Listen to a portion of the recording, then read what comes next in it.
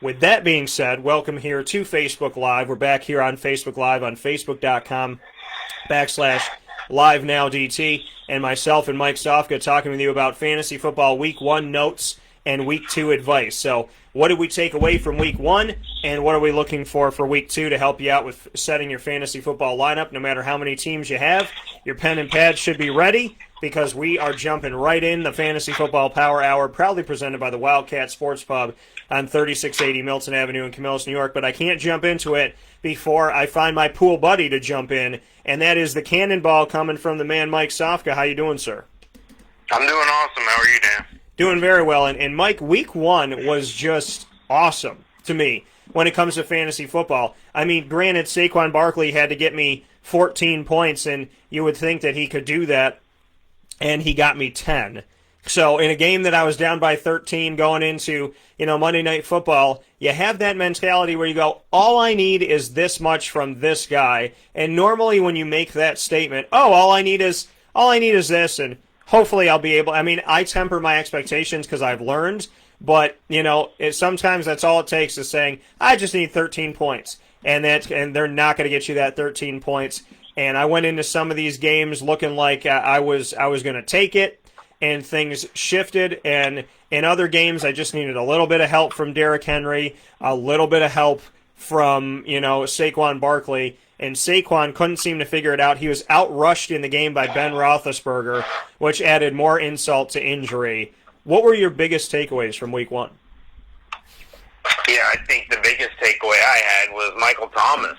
Michael Thomas with a high ankle sprain, usually an injury that's going to keep somebody sidelined for at least a month. A high ankle sprain is the worst because it's higher up on the leg. That's why it's called a high ankle sprain. It's also the slowest to recover, conversely to a low ankle sprain. The lower it is, the easier it is. So, he's known to have a high tolerance for pain and playing through, and he played through the game, but the bottom line is still the bottom line. That's the number one weapon in New Orleans. So I think that's the biggest thing.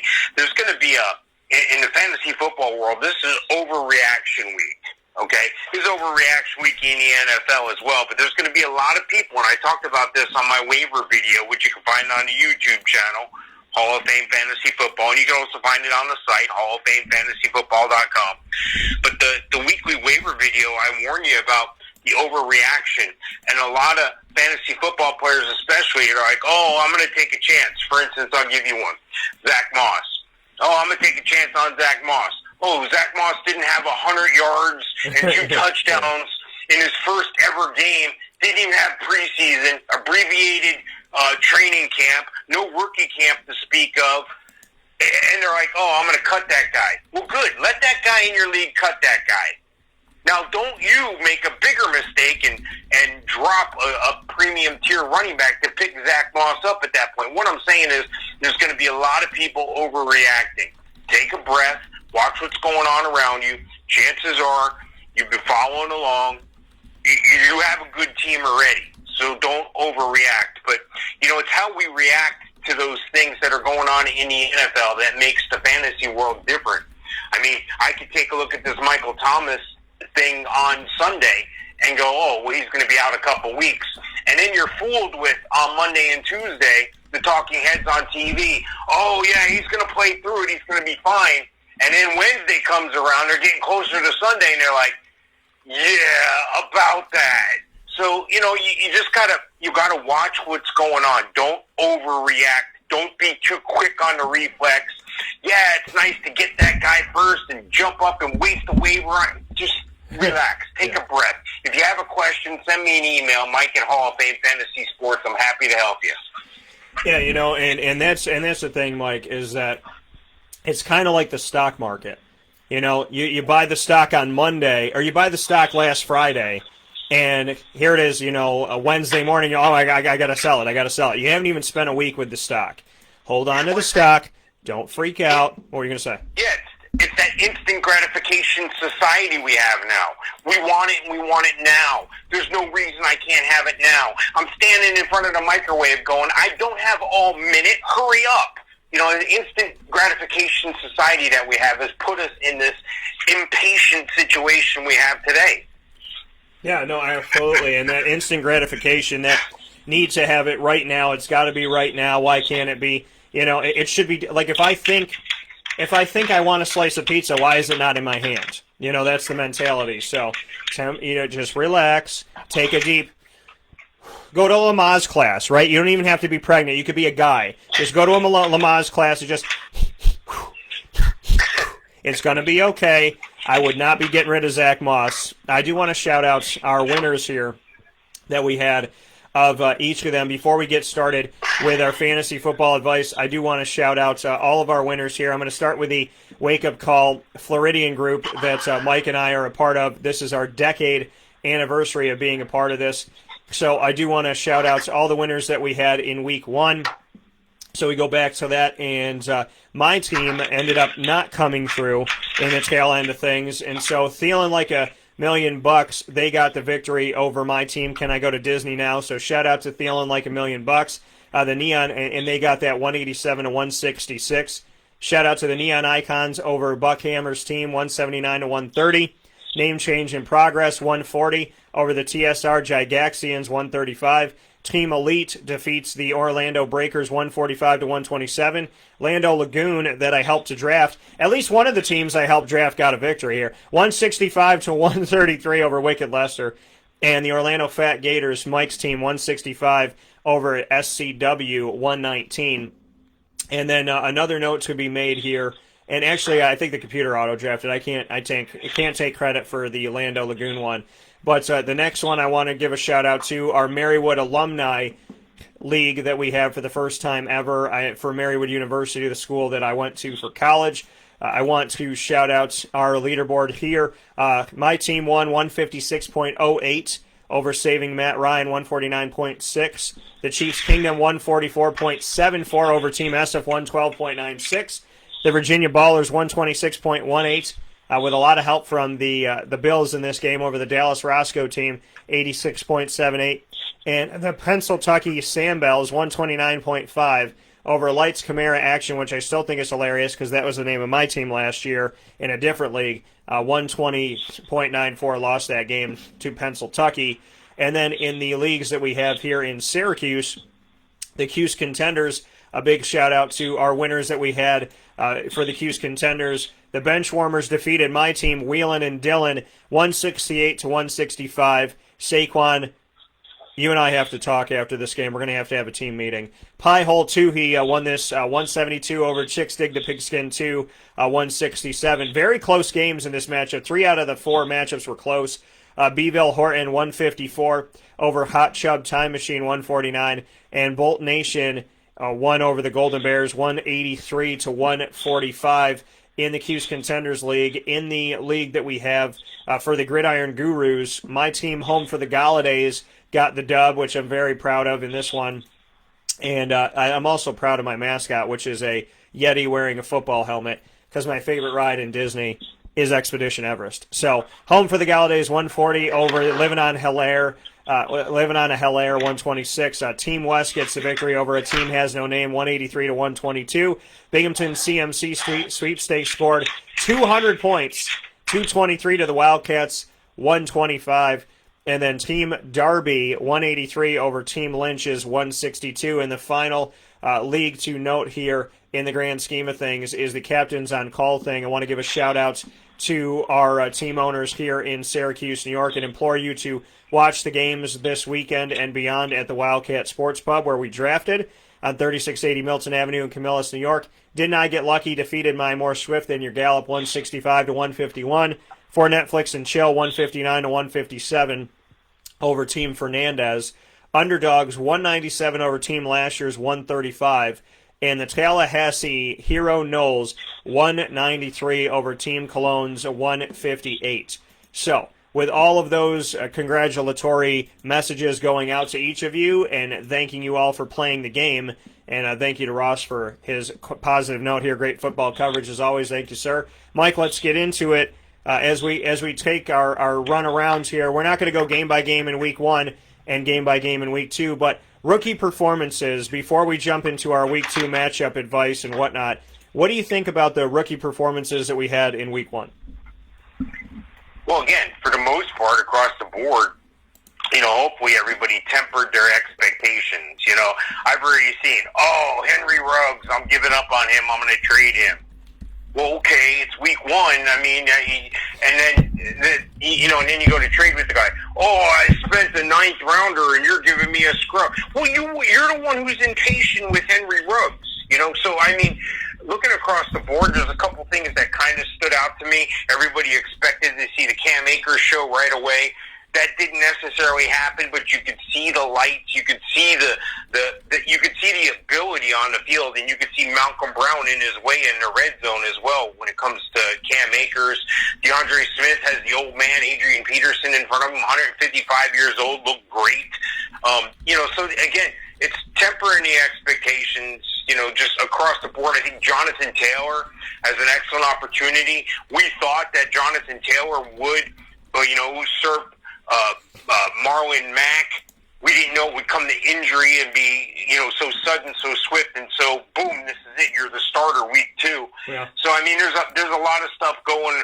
Just take a look around the league, and again, patience, not overreaction, especially if you're in a redraft league. Now, if you have a rookie in a redraft league, and let's say it's A.J. Dillon, well, right now, it doesn't look too good for him playing right now. Now, that could change in a moment's notice. Ask Jonathan Taylor. So, again, weigh that expectation level versus who's available, versus who you're going up against, versus who you have on your team. Sure, it's okay to reach and take reach out and take a stab at somebody. On my weekly waiver wire, I'll give you an example. Dalton Schultz. A lot of people don't even know who that guy is. Well, Blake Jarwin, the tight end of the Dallas Cowboys, is done. He's done for the season. Dalton Schultz is going to get those targets by default. Now, I know the ball needs to be spread around, but if you're in a desperate situation in a week or two, that might be the guy you turn to. We look around, you look around, George Kittle banged up with a knee already as well. We talked about Michael Thomas. So any of these rookies can step up at any time due to an injury. Again, just ask Jonathan Taylor. So again, if you're relying on rookies, be patient here. If you don't have patience, don't have that time, you shouldn't have drafted rookies in a redraft league. If you don't have patience, you really need to consult the Oracle there because, I mean, if you don't have patience, you're not doing anything in fantasy. So, or anything good with your life. I mean, patience is what it takes. Things take time to grow. You don't win. Kansas City built a new stadium when they were 2-14, and now they just won a Super Bowl. So, that's something to be stated and something to be noted here. Mike and I are going to jump into the matchups now, and in order to do that, we got a great board to put up here for you, for those of you watching on Facebook.com/LiveNowDT. And if those of you listening on MixLR.com/WakeUpCallDT are like, come on, Dan, I want to see this, you will, because this video will be uploaded with all of our fantasy videos to YouTube.com/WakeUpCallDT. So if you're listening and you're not watching on Facebook, you don't have Facebook, no worries, because everybody can get to YouTube, and we'll get this to you today as well, just so you know. So I want to make sure we make that note. We have a great board up here for you to play with this morning for the first time ever doing something fun like this. So in week 2, Mike, let's circle that first matchup, and let's talk about the Bengals at the Browns. And as we always do, give me your fantasy advice for both teams, and give me your winner for the game. Yeah, this is going to be an interesting game, and it's most interesting to me because of the kicker. A lot of people are going, what the heck are you talking about? Austin Seibert didn't have a good game for Cleveland, so they cut him. And then he goes on waivers. And then instantly, before he's even, eligible to be picked up, Cincinnati's like, we're going to pick him up. You can't pick till 4 o'clock. That's okay. We're number 1 on the waiver wire. So they're picking him up in the instance that Randy Bullock, who's struggled and who's dinged up a tiny bit, may not be able to go. They have a Thursday game here. So it's a smart move on their point. I'm wondering if there's some sort of mind game going on here, though, with the where else, number one, where else are you going to find another kicker in Ohio that's an NFL kicker that's ready to go, a short drive away, can, get in the car and be there in a couple hours. So that's what they did. But, I wonder if they're going to pick his brain on some inside information. With that being said, I'm gonna announce it now. I'm gonna have to go with the home team in Cleveland until I see something more from Joe Burrow. I think Joe Burrow can pull out a win for Cincinnati. He's got a winner's mentality. He's got a game manager mentality already, which is so tough to find in a rookie quarterback. But that doesn't mean that you're gonna drop your guy and run out and pick him up, especially if you're in a league that gives negative points for interceptions. This week at Cleveland, I got him the number 16 quarterback on my rankings.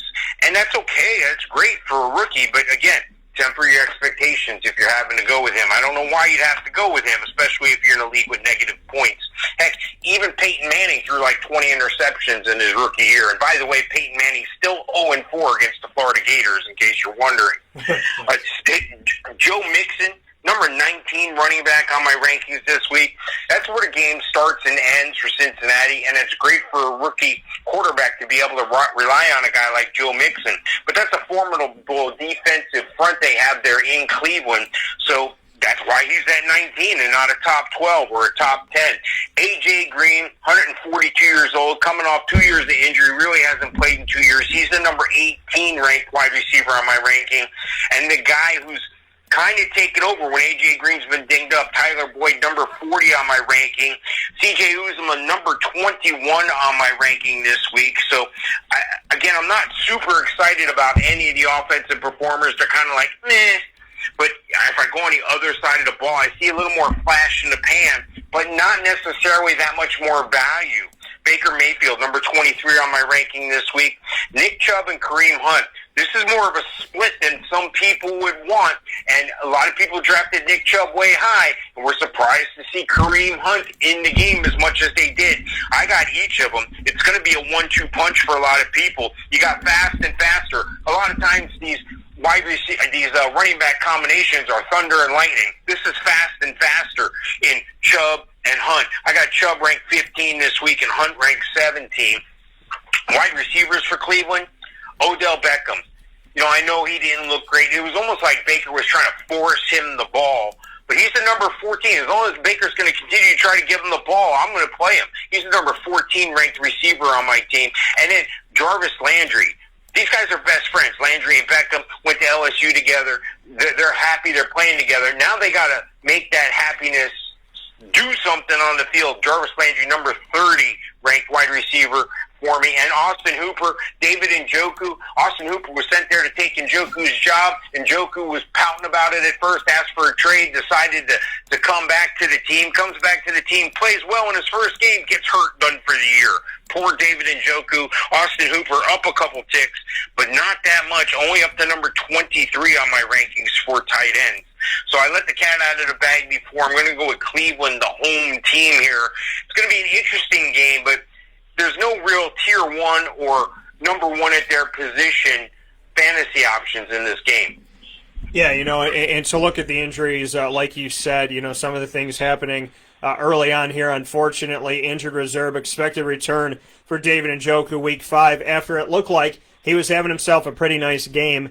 And so he's out with a knee and MCL injury. Jarvis Landry did not practice, is questionable for the game with a hip injury, so just make sure you monitor that and see where he's going to be. Outside of that, not much else to note as far as this goes. So I would definitely tell you, for when it comes to me, I think, you know, Joe Burrow in this game could do some good things. I don't think he's your fantasy starting quarterback, but if you can play two, this would be the game to maybe try him out in, because Cleveland, I don't think, is going to give you a lot of fits here.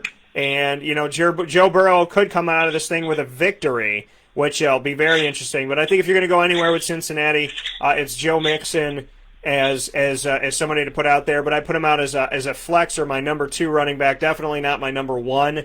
I feel like I'm Rain Man. Definitely not number 1. Definitely not. So A.J. Green. You know, in this one, again, I would put him down to a wide receiver 3 or a flex because of Joe Burrow getting more comfortable in the game. C.J. Uzomah, in a game like this that could be tight, could be low scoring, maybe this is a guy that you look to. I think he's your second tight end option, not your first. I would stay away from Cincinnati's defense. And then as far as Baker goes, I trust Joe Burrow in this game to make plays, more than I trust Baker Mayfield to do it. That's how low I am on Baker Mayfield right now. Nick Chubb and Kareem Hunt, Mike took the words out of my mouth. I talked about it on Monday. This is a committee. I thought it would be last year, but it still felt like Chubb's team, and I think that's why people drafted Chubb so high.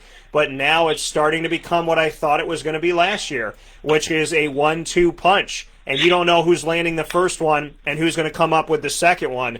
So, this is something could frustrate a lot of people if you don't have them both. This is what looks like the potential resurgence.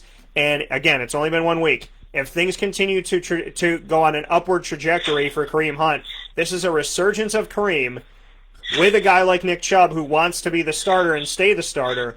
This is going to be a very interesting road here that could piss off a lot of fantasy owners unless you have them both. So I do think they're both worth a play.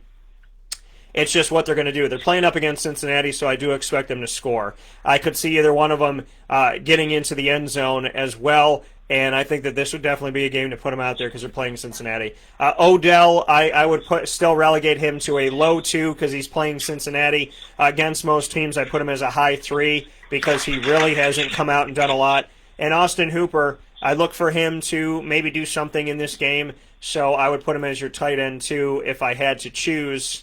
This is a tough one, Mike. So, the Bengals at the Browns for me, I know that this might be crazy, and I was crazy last week, and it ended up working in my favor. So Mike is going to go with the Browns. I am going to go with the Bengals in this game. I'm going to give Joe Burrow his first NFL win is in only his second NFL game, and you can thank the Browns for making terrible decisions. Before we go to the next game, we got a message here from Greg. It says, appreciate the coverage and info, guys. I have a couple of questions if you could address them. How much or percentage FAAB would you spend on Snell in a 12-team PPR, in need of a running back and currently own Connor, 14-team PPR, and in need a running back, sadly, out of Gibson, Snell, or Fournette? Thanks so much. So I guess, Greg, what your question is who do you spend on? Do you spend on Gibson, Snell, or Fournette? Mike, I'll let you answer it first, and then I'll answer it. Yeah, well, Snell would be the way to go. As far as the FAAD, that's your free agent auction budget. Yeah. So if you're in a league that doesn't have normal waivers, but you bid, like maybe you have a $200 budget is a common number, or a $100 budget. So that's why he asked percentage, because we don't know the dollar amount. We don't know in relation to a lot of things. But for the most part, we can tell he's probably got a $200 cap on free agent bidding. I wouldn't go more than 10-12% on Snell. Snell's the guy you want to go out of those options. It's just dangerous. Dan, you had mentioned before, you want to own them both. Well, that's great, but if you start both, you're only getting half the numbers. So you need to know which of those two to start. It's good to be able to have that tough choice to make.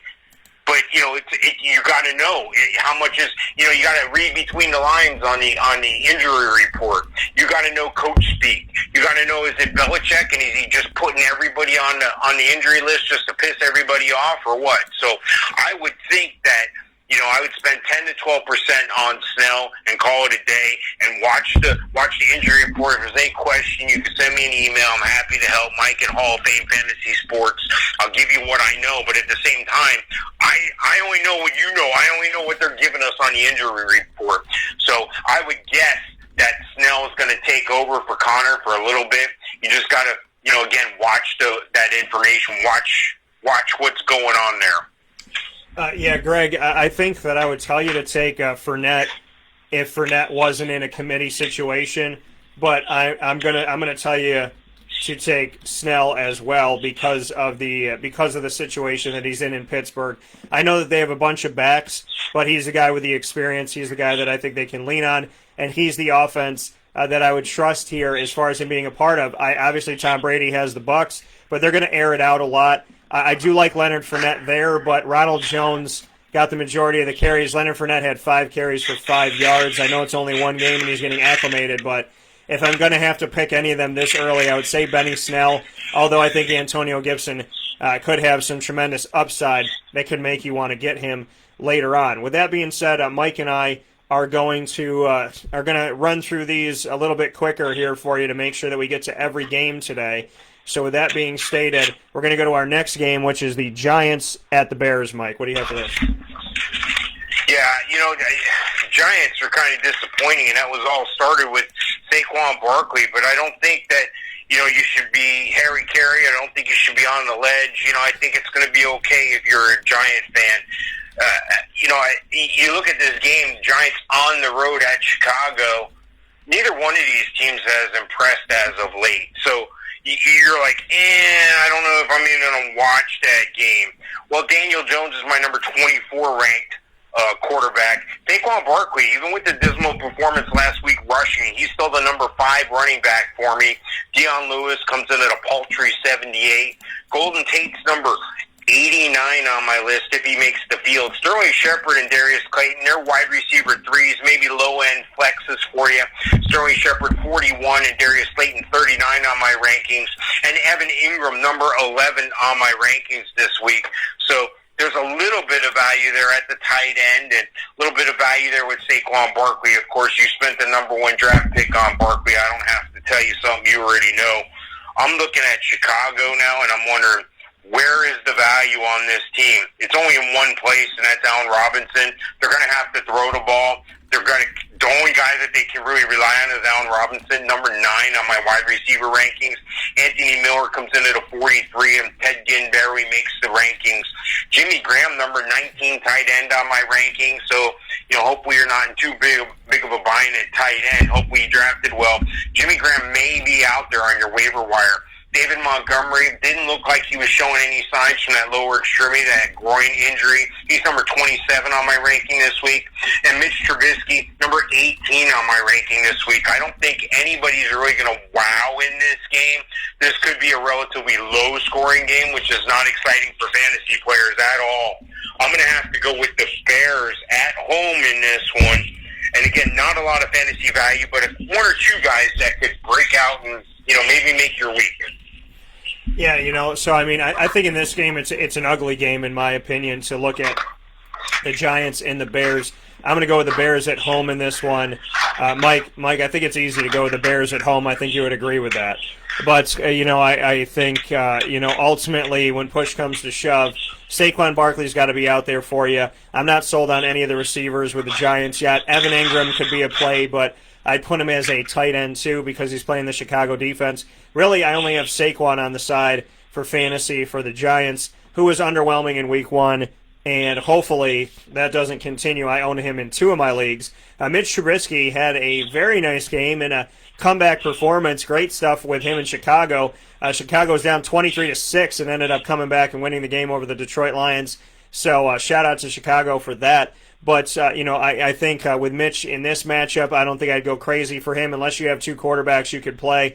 I wouldn't be doing that. Allen Robinson, circle this and pay attention to it. Apparently, he's not asking for a trade, but he does want an extension. Anthony Miller, who I covered in Memphis, who I've mentioned a lot, Memphis sending a ton of talent to the NFL. He's a guy that was involved with that final drive. So he could be somebody to look to in a flex position and or a wide receiver 3 position, depending on how your league is set up. So I do see some value here with Anthony Miller, potentially Allen Robinson, and Saquon Barkley. I'm going to give the win to the Bears, but this is an underwhelming fantasy game to me for this week. Next one coming up here, Mike, and we're just going to keep rocking and rolling here. The Falcons at the Cowboys. What do you have for this? Yeah, the Falcons are a team that really looked good last week. I thought Matt Ryan looked exceptional. I thought the team in and of itself played well. You could see the fantasy value all over the field. I like Matt Ryan. Matt Ryan had a great week last week. He's number 12 quarterback, so he's a low-end QB1. Todd Gurley, number 18 running back. And the real value and where the money is made there is Ryan to the wide receivers, and that's Julio Jones, number 3 on my ranking, Calvin Ridley, number 5 on my ranking. So 2 of the top 5 are in my ranking here, and it is possible for you to have both those guys on your team. I don't know why, but I'll get to that at another time. Hayden Hurst, number 18 on my ranking this week. And then you take a look at the other side, and you're like, what is going on here in Dallas? They have all the parts. They have all the pieces. They just can't seem to get it done. Call it a Jalen Ramsey Emmy or Academy Award moment with the offensive pass interference reaction that called that big play back and more or less sealed the game for them. I was surprised that the Rams were able to pull that off. I wasn't as surprised. I knew it was possible, but I don't know. Dallas has got some work to do. They seem to lose the close games all the time. Dak Prescott, number 3 quarterback this week for me. Zeke Elliott, number 2 running back, and Amari Cooper, number 4 wide receiver. You got top 4 players at every position. How can you mess this up, Dallas? You also have Michael Gallup coming in at 31, and CeeDee Lamb's a low-end flex for you.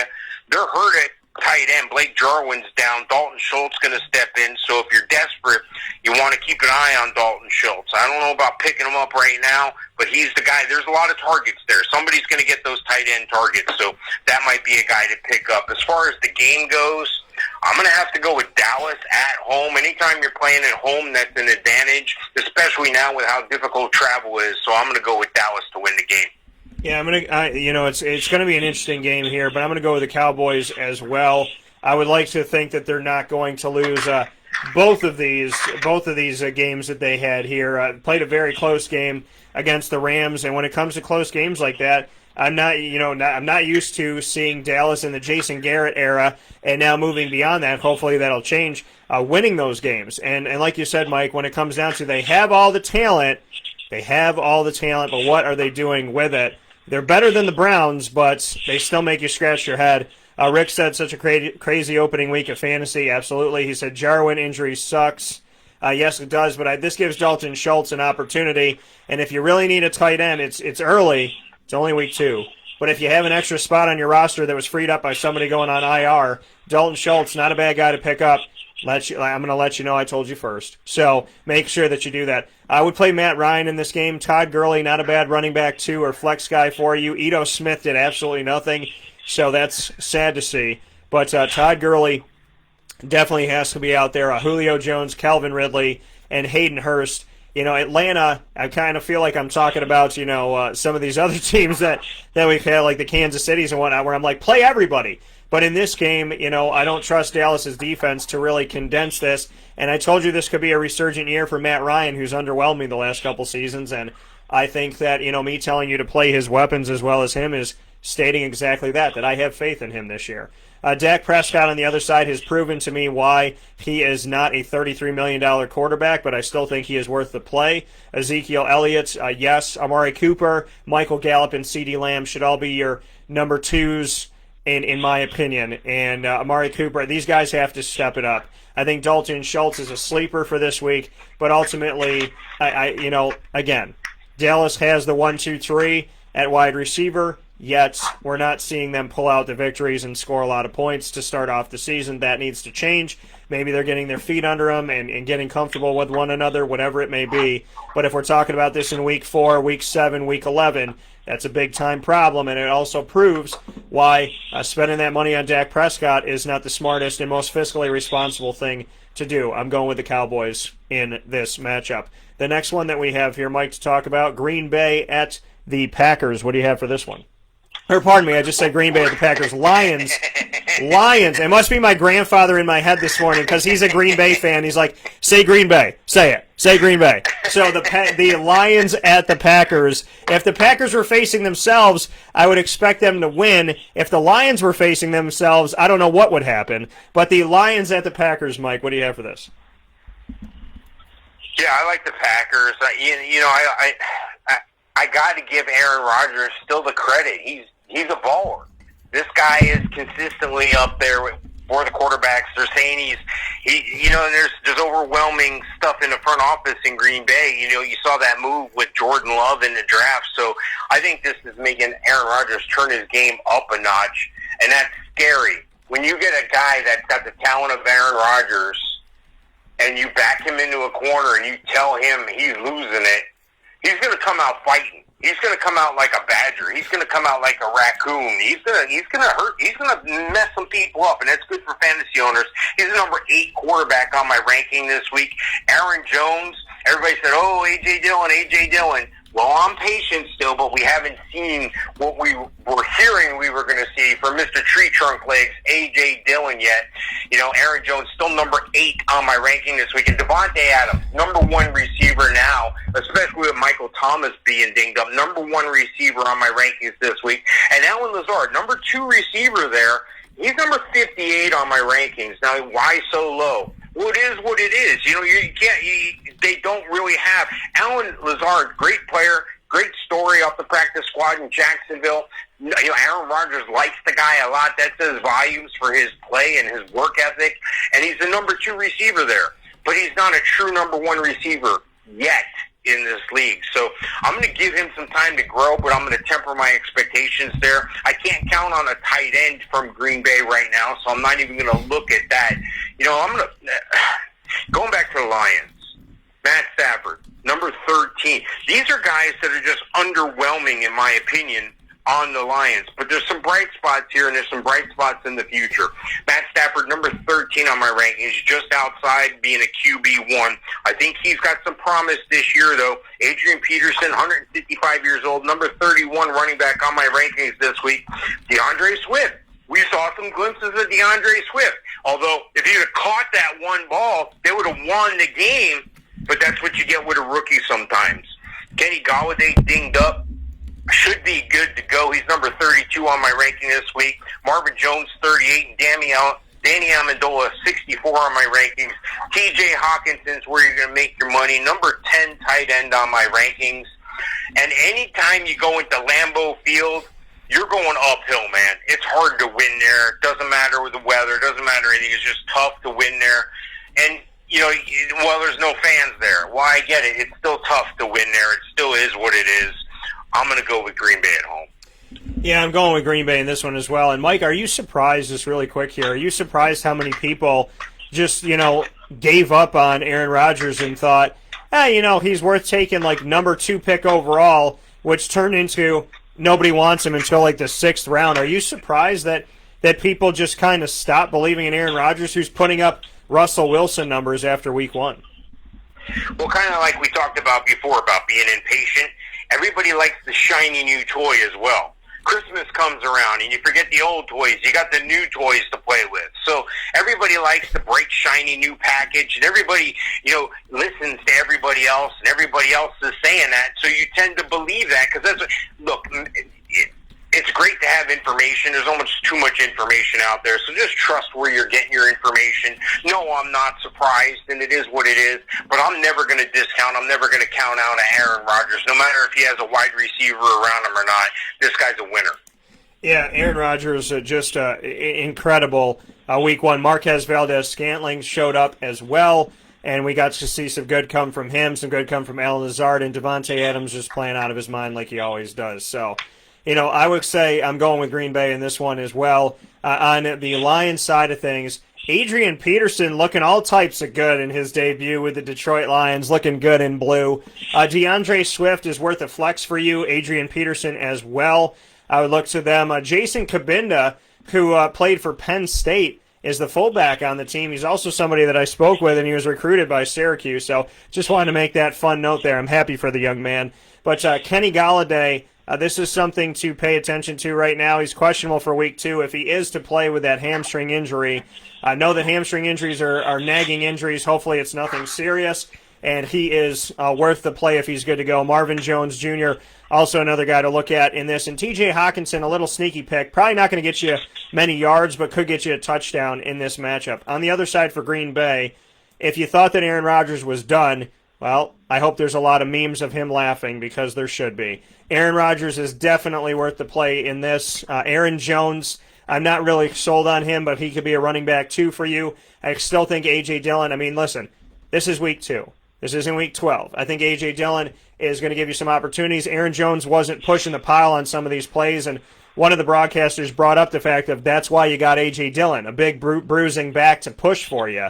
So it'll be interesting to see if he gets a little debut against Detroit to see what they can do to push this with a defensive-minded coach in Matt Patricia, who really didn't have his defense. Defense didn't do any good things toward the end of this game. You're up 23-6, and you can't answer in the fourth quarter. That's a big-time problem. A.J. Dillon might get an opportunity here, but I would not really look to him to be a dominant fantasy spot on your roster in just a couple weeks into the season. Devontae Adams is worth the play. Alan Lazard is worth the play at flex. And Marquez Valdez-Scantling, if one of your guys went down with an injury or they got that IR spot like we have in the wake-up call fantasy leagues where you can put somebody in the IR spot and it frees up a position, you got an opportunity to pick him up as a flex as well. Something to look to. And so that would be my notes for you for fantasy in that. But I'm going to go with the Green Bay Packers in this matchup. Johnny said something to us. Let's see what Johnny said.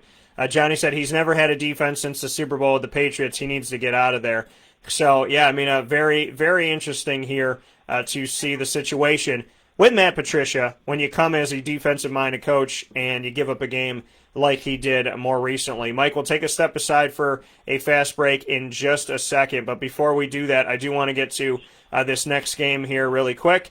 And that game that we're going to hop into is going to give us an opportunity to speak on the next matchup here, which is the Jaguars at the Titans. The Jaguars coming off of a victory that everybody, I don't want to say everybody, but many people counted them out before they even had an opportunity to play the game. And while they were playing the game, it was 14-7, and one of the guys on the radio was like, "Oh yeah, this game, 180 yards to Phillip Rivers already. They lost 6 season openers with the Colts in the last 6 years. Not going to happen in this game. They'll get the victory."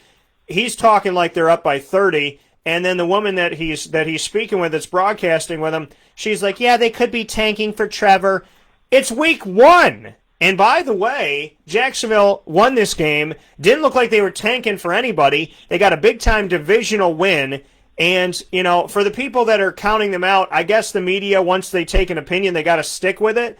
But I'm one of those people in the media that if I'm wrong, I'm willing to say that I'm wrong. I didn't think the Jacksonville Jaguars were going to have a terrific season this season, making my preseason pick. But they came out and got a big-time win, and they did it against a team in division, which makes it, in my opinion, count twice. So shout out to them. And to the people that are saying they're tanking, well, you shouldn't be saying that now. And to the people that are saying a game's out of reach when it's 14-7, I question if you've ever watched football before. But with that being said, Jacksonville at Tennessee, the only 2 teams in the division to be 1-0. What do you think about this one, Mike?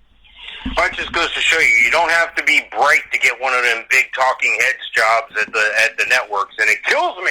I cringe when I hear stuff like that. I'm like, oh my gosh, are you kidding me? It's like you said, have you ever watched football before? Do you understand the concepts?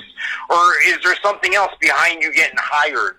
Look, I'll tell you what, I don't think there's any tanking for Trevor, especially in Jacksonville. I think they got Minshew mania. This guy, 19 of 20 passing, 3 touchdowns. This guy's a winner. I don't care that he didn't put up a ton of yards, 3 touchdowns. He's got winners all around him as far as receivers as well.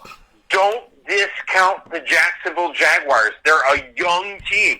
They're one of the youngest teams out there. Yeah, they jettisoned some players, but I think the future is looking bright. I'm not saying they're going to do something magical this year, but if they keep this group together and if they can get a solid running back situation going, they're a team to watch out for. They got young players all over, and they're going to be an exciting team, especially when you consider Jay Gruden.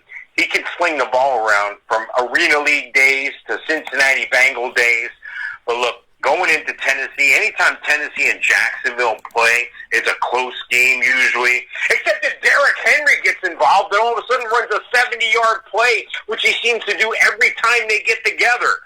You're watching the game and all of a sudden it's like, oh, there's Derrick Henry. Oh, they're showing that replay from that one time. No, he's doing it again. Every time he plays them, he runs for a 70, 80-yard jaunt. Reminds me of the Fred Taylor days, except he's on the other team. You can't have this, Jacksonville. You can't play good defense and then let a mental breakdown let Derrick Henry run for 80 yards on you on one play. Look, Jacksonville, you're a solid team. You got solid players. Let's take a look at the rankings. Gardner Minshew, number 20 on the rankings this week. Chris Thompson, the only guy I can start out of that backfield, and that's in a PPR league. He's 53 on my rankings. There's some value at receiver with DJ Chark. Was near the top of the charts on the Just Explosive Index several years ago. If you don't know what that is, write me, I'll let you know. Tyler Eifert, nothing yet. I can't start a tight end from Jacksonville right now. Tyler Eifert, number 34 on my rankings. The guys I can start, Ryan Tannehill, just outside QB1 status at 15 on my rankings. Derrick Henry's the man on a mission every time, especially when playing the Jags. Number 3 on my rankings this week. A.J. Brown, 19 on my wide receiver rankings. I can't really say the same for Adam Humphries or Corey Dillon. Corey Davis. Adam Humphries, 73 on my rankings. Corey Davis, number 53.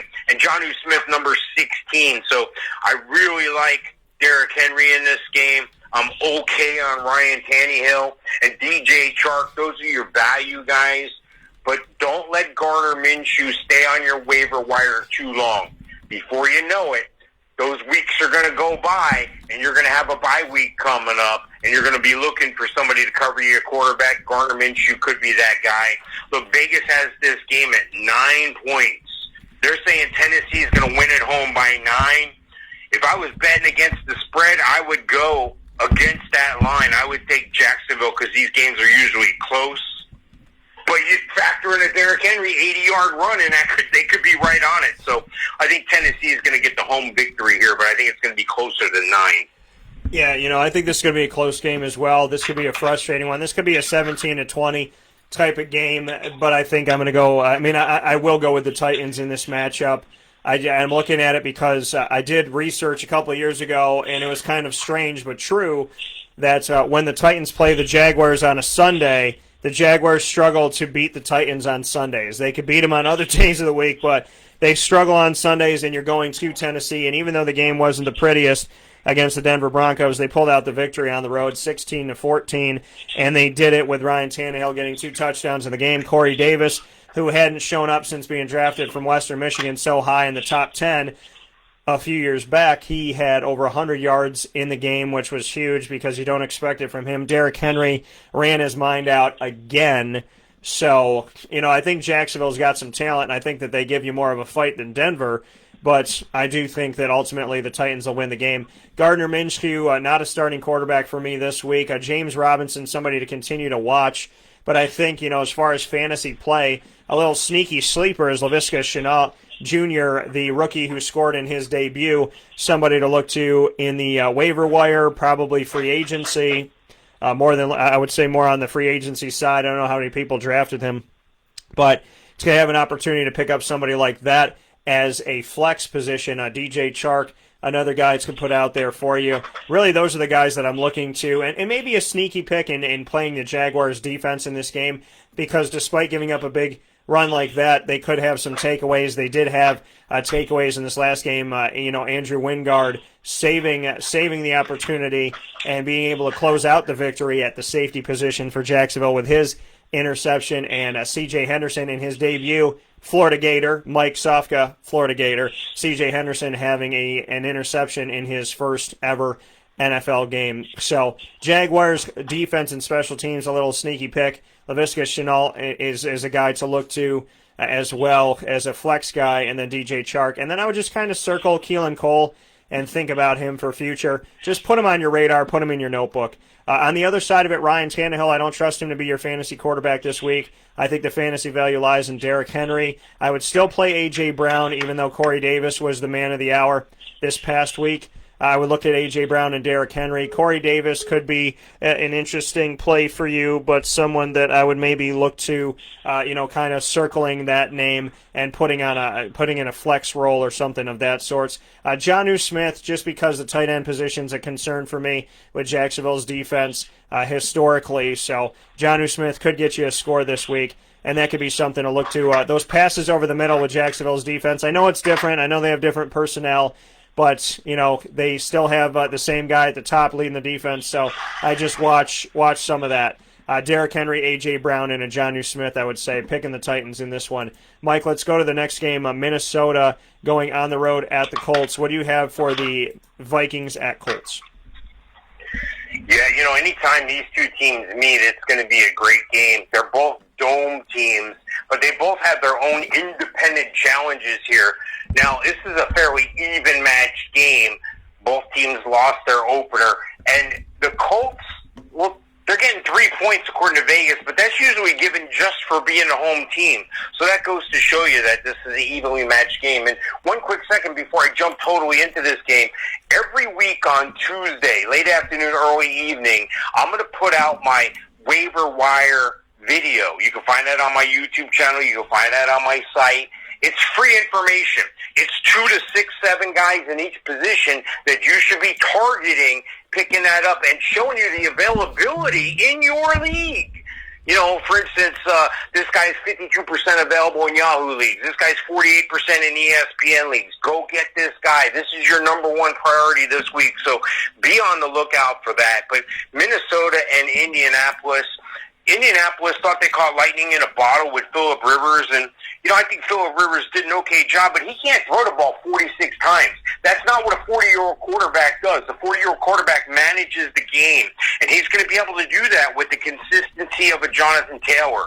This guy exploded on the scene. This guy's got that it factor. This guy's got that wow thing. This guy is an NFL running back. Just give him the ball and make it happen. Jonathan Taylor, number 9 ranked running back on my rankings this week. And Marlon Mack with the injury again. We knew it was only a matter of time before Jonathan Taylor got that torch. We didn't think that torch was going to be passed in week 1. Well, that bumps up Nyheim Hines. Nyheim Hines, number 22 on the ranking this week. He was on the waiver wire report as well to pick him up. T.Y. Hilton, still getting it done. He's number 15 on the rankings. Paris Campbell and Michael Pittman showing up a little bit. Not enough to knock out T.Y. Hilton yet. Not enough to take all his targets. Jack Doyle, number 20 on my wide receiver, on the tight end rankings. Looking at Minnesota.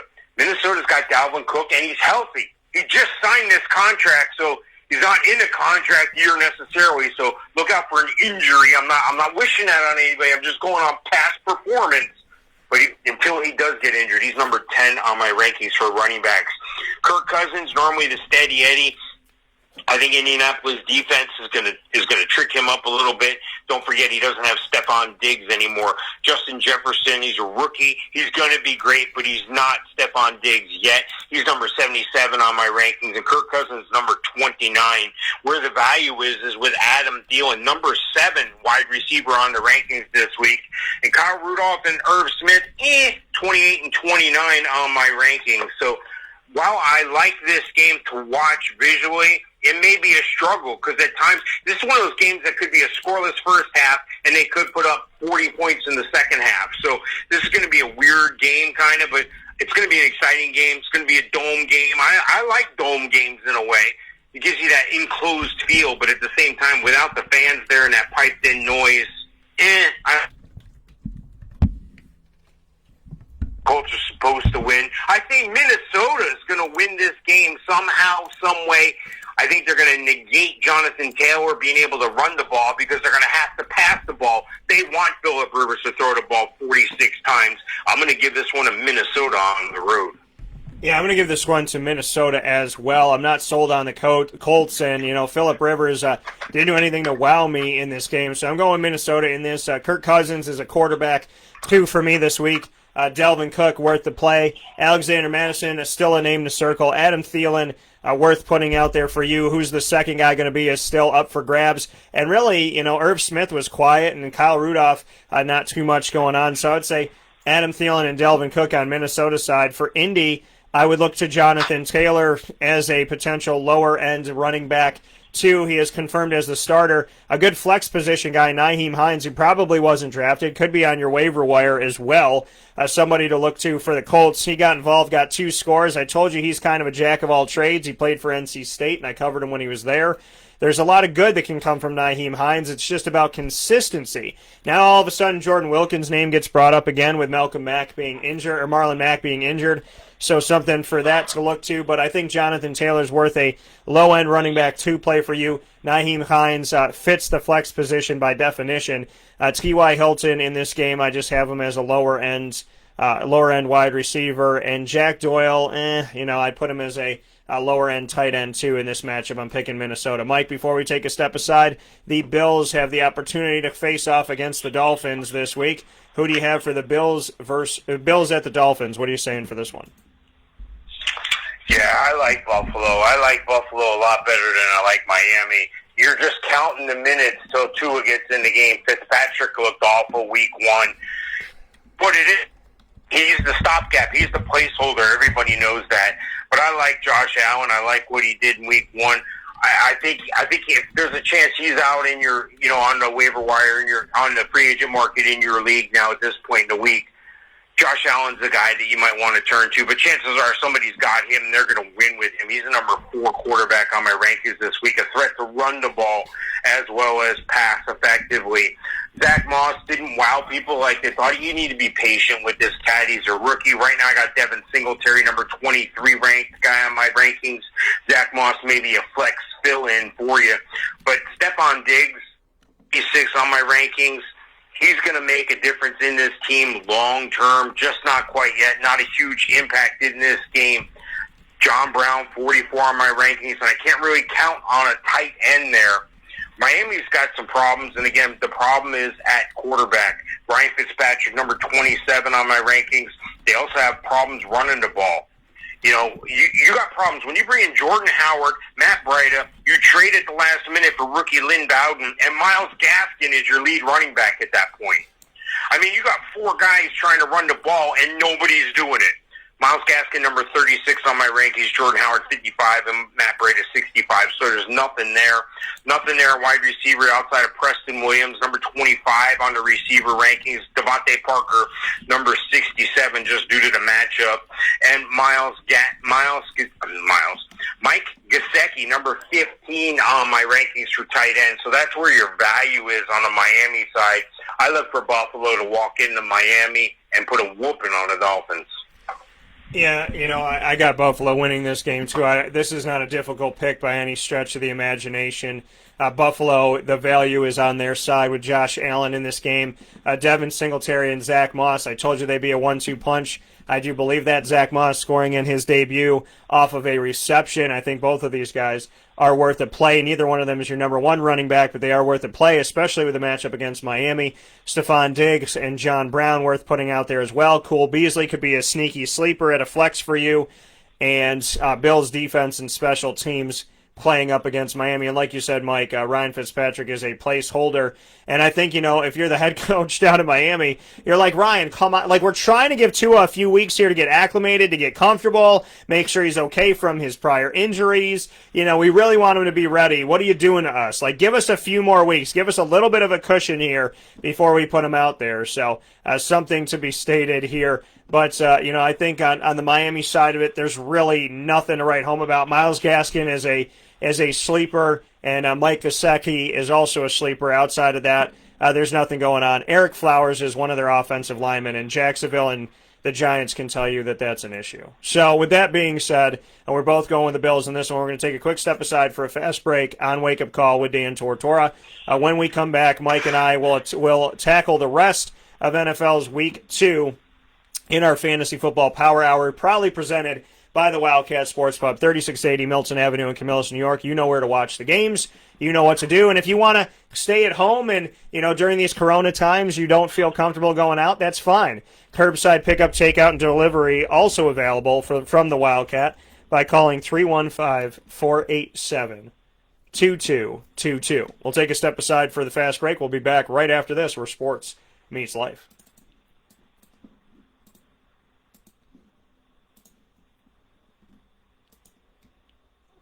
It's what happy tastes like. Do you know why? Because we make ice cream. Creamy, rich, flavorful ice cream. Not yogurt or iced milk like some of our competitors. Ice cream. Fresh, by hand, daily. For the calorie conscious, we have something new for you. Our new Carbolite. Same great flavor, creaminess, and texture of our regular ice cream with only 35 calories an ounce. So whether you want an ice cream cake, flying saucer, dasher, carvalanche, hard or soft ice cream, we will satisfy your craving with our fresh, handmade regular or new Carbolite ice cream. Carve all the way. It's what happy tastes like.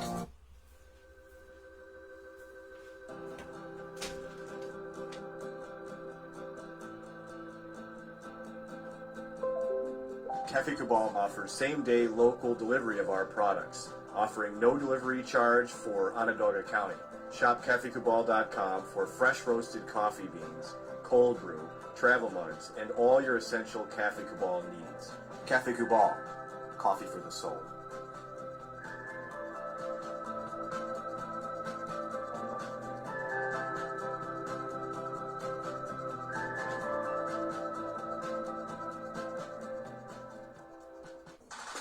The Wildcat Sports Pub in Camillus, New York is located on 3680 Milton Avenue in the Home Depot Plaza. It is your family-friendly sports bar and restaurant. Folks, some sports bars aren't family-friendly. Some family-friendly restaurants are not sports bars. The Wildcat Sports Pub in Camillus, New York is proud to be both. It is that marriage that you've been looking for years. The Wildcat Sports Pub is your home base for your sports bar and restaurant needs, games for the kids, indoor and outdoor activities, and enough things on the menu to come back every single week and get to try something new. They're open Sundays from noon to 8 p.m., Monday through Wednesday, 11 a.m. to 11 p.m., and Thursday through Saturday from 11 a.m. to midnight. For reservations and party information, call 315-487-2222 for the Wildcat family-friendly sports pub and restaurant.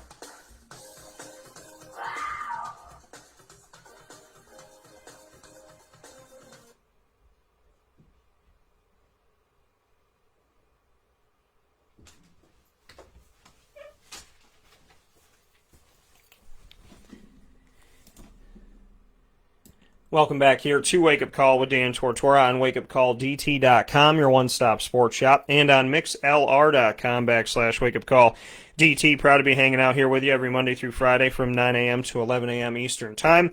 You know that we have gone well past 11 o'clock, and that's what we typically do here on Wake Up Call, under promise, over deliver, and so we've continued to do that here on the show. We always do it when it comes to the Fantasy Football Power Hour, because we will not get off the air until we know that you have all the information you need, and we've covered every single game. That is our commitment to you, and a big shout out to the Wildcat Sports Pub for being committed to us and to our Fantasy Football Power Hour, being the exclusive partner when it comes to fantasy football, heard here on Wake Up Call with Dan Tortora on Wednesdays from 10 a.m. to 11 a.m. Eastern Time, minimally, right here on mixlr.com/wakeupcalldt and on wakeupcalldt.com, as well as on Facebook Live on facebook.com/live-now-dt. Mike and I are going right into the second column for those of you that are watching here on video.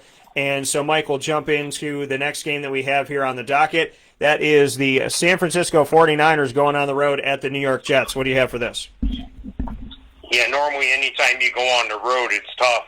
But when you're a left coast team and you go on the road to the East Coast for a 1 o'clock game, that's like playing 10 a.m., so that's going to be a little bit of a challenge, especially coming off the butt whooping they took from Arizona in Week 1. San Fran is a good team, so I'm not going to say that San Fran's going to go there and lose. San Fran should dominate this game, as a matter of fact. But both teams are 0-1. Vegas has San Fran favored by 7 in this 10 a.m. game for them. Let's take a look at the fantasy implications here. Jimmy Garoppolo, number 17 ranked quarterback. Look, Raheem Mostert, a lot of people doubted me on this. I think you even questioned it at one time, Dan. Raheem Mostert, yeah, they got a committee situation, but Raheem Mostert is the cream that rose to the top. He's number 11 on the rankings for running backs. But at any given week, you got to watch out for a Tevin Coleman, a Jerick McKinnon. Look, on the wide receiver end, they really don't have much to write home about. Right now, it looks like Deebo Samuel's going to be on the IR till week 4, maybe week 5. I haven't seen anybody else really step up. Brandon Ayuk tried to step up. He got dinged up a bit.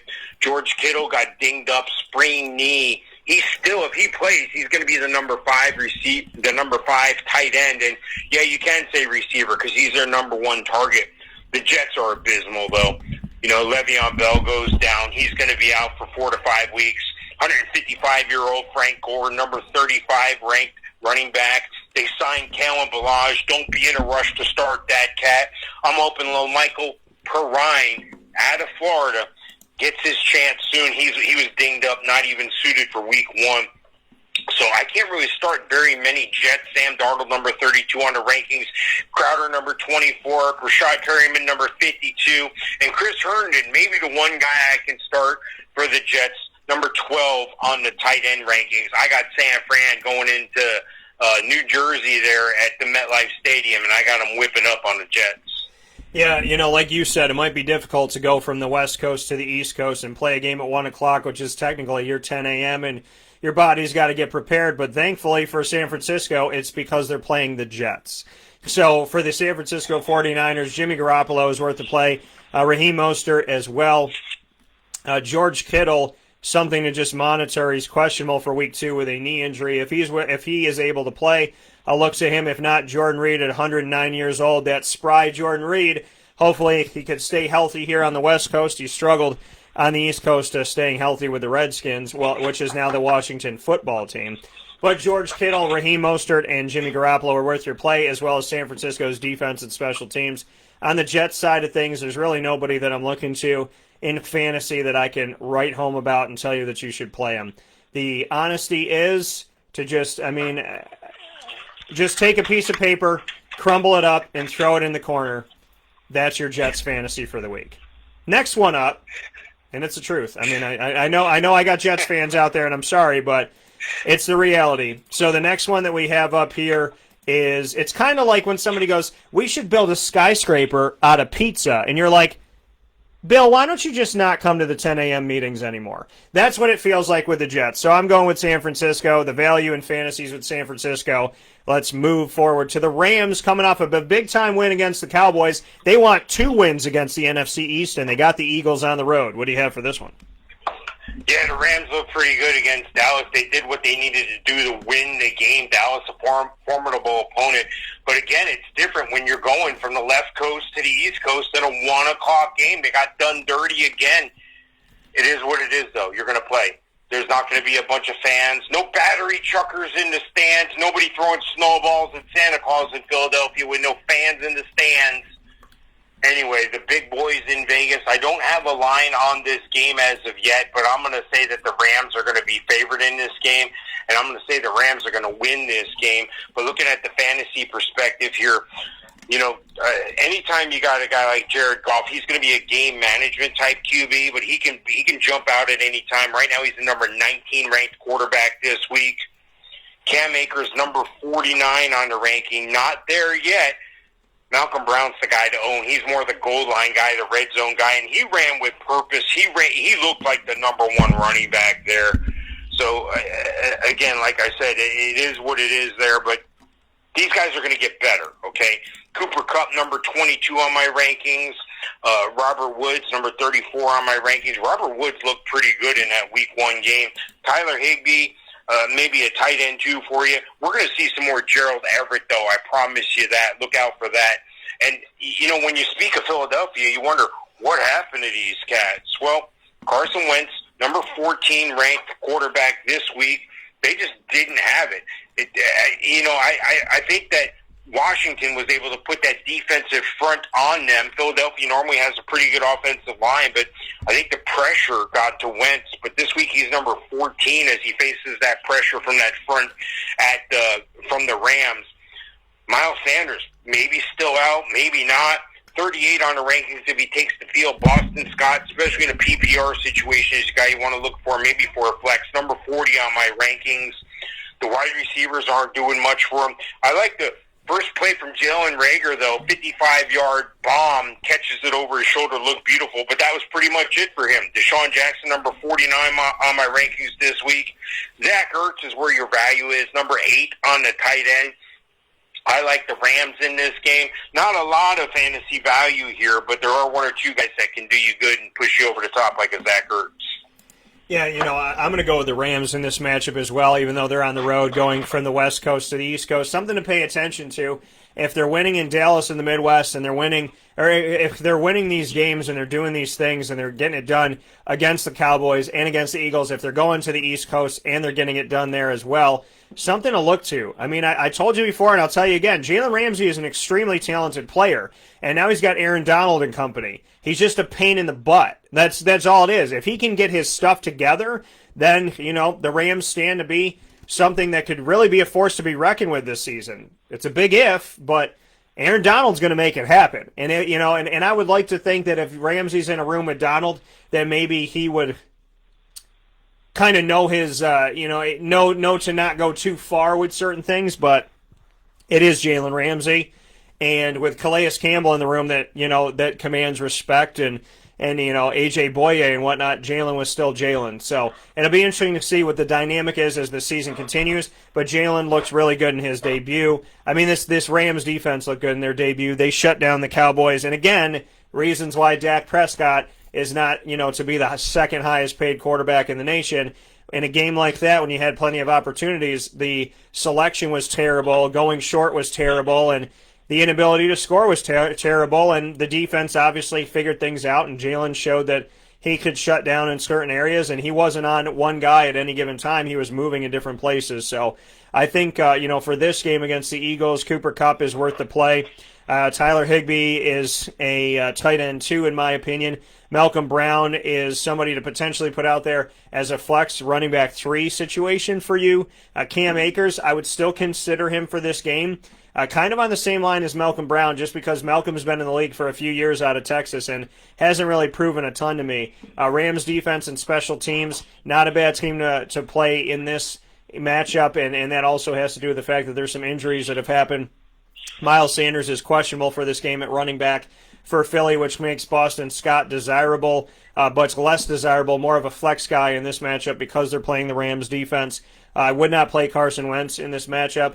And, the receivers, Jalen Reagor did some good things, but he is a lower-end sleeper in this. Alshon Jeffrey is questionable with a foot injury, and I wouldn't trust anybody else with your fantasy team. Zach Ertz is really the play this year, or this week, I should say. Dallas Goedert, potentially, but more on the side of Zach Ertz in this. Either one of them could get you a touchdown, and if the team cheats to Ertz, that could open up Goedert in this matchup.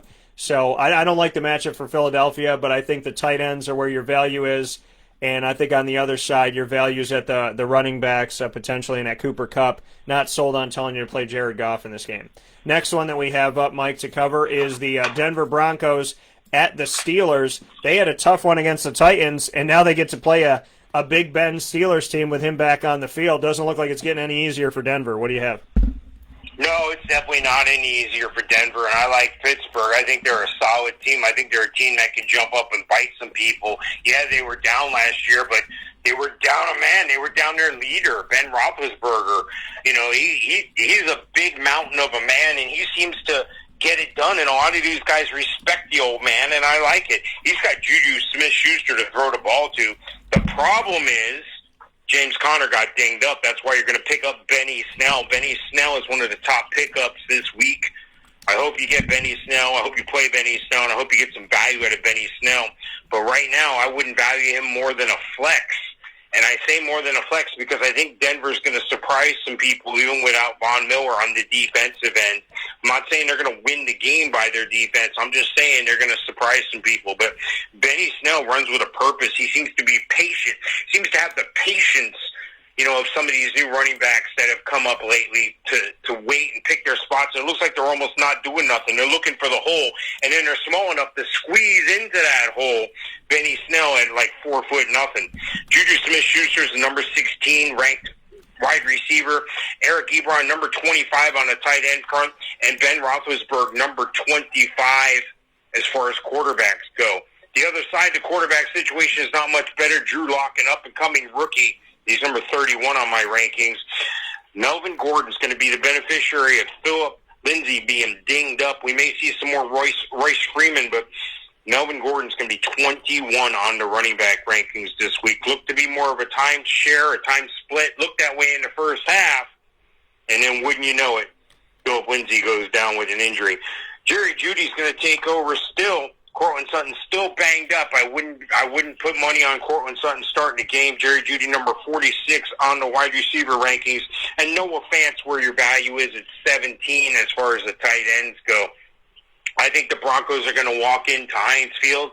I think they're going to get slapped around, and I think the Steelers are going to be 2-0. Yeah, I got the Steelers in this game as well. I think that this is going to be another victory. Ben Roethlisberger, another guy counted out just because he had an injury, and this is something that it happens, and he's back now. And it looks like, and I would be very concerned about playing a healthy Pittsburgh Steelers with a healthy Ben Roethlisberger, just because of how we saw them come out and what I think he's capable of and what this team is capable of when he is leading this offense. So I think he does a lot for the team. I think he does a lot for the locker room. And I think that the team showed you the positives that come from that. On Denver's side of it, Melvin Gordon, that's a flex position player for you. Jerry Jeudy is the guy to play at wide receiver, but I think that that's a wide receiver 3. And Noah Fant is a low-end tight end option for you this week. I think the value's on the side fantasy-wise with Pittsburgh. Ben Roethlisberger worth the play. Benny Snell worth the play. Jalen Samuels a sneaky flex play. Juju Smith-Schuster also worth the play, and potentially an Eric Ebron, but I'd be lower on that. And I'm still waiting to see who the second guy is going to be at wide receiver. Is it going to be James Washington? Is it going to be Deontay Johnson? The jury's still out on that one, so I would definitely not be jumping on anybody in this and desiring them to get it done and to complete your team for you in fantasy this week. I'd wait to see who that's going to be, but Juju is definitely, in my opinion, worth the play, playing up against Denver. Next game up, Mike, and like I said, I'm going with the Steelers. Carolina at Tampa Bay. What do you have for this? Yeah, it's going to be a great game. I'm looking forward to watching this game. Tampa Bay looked with Tom Brady, but they got the big talking heads, the big sharps in Vegas. They got Tampa winning this game by 9 points. I think that's a lot of points. Both teams, though, 0-1 coming in. Take a look at Carolina fantasy-wise first. They got the number 1 player in all fantasy football, Christian McCaffrey, number 1 running back, of course, this week. DJ Moore, number 11 on the wide receiver front, and he's followed up by Robbie Anderson at 34 and Curtis Samuel, who didn't have the offseason was hoping for. A lot of people talking down on Curtis Samuel. He's number 86 on my ranking this week. So I think that carries over. Ian Thomas, number 26 on the tight end front. And Teddy Bridgewater, number 22. I think the Tampa pass rush is going to be able to get to the quarterback in Bridgewater. And I think that's really where the game's going to be won. Look, Ronald Jones said, Leonard who? He's a number 13 running back. He's going to get most of those looks. We really didn't see much of Leonard Fournette, number 47 on the running back rankings. Again, Ronald Jones, number 13. And Mike Evans might be out. That's another injury we didn't mention yet this week. That's an injury that's going to hurt them, but not so much because they got Chris Godwin, number 8. And they got Tom Brady, who's number 7 quarterback this week. Tom Brady's favorite guy, I think, Scooter is what he calls him.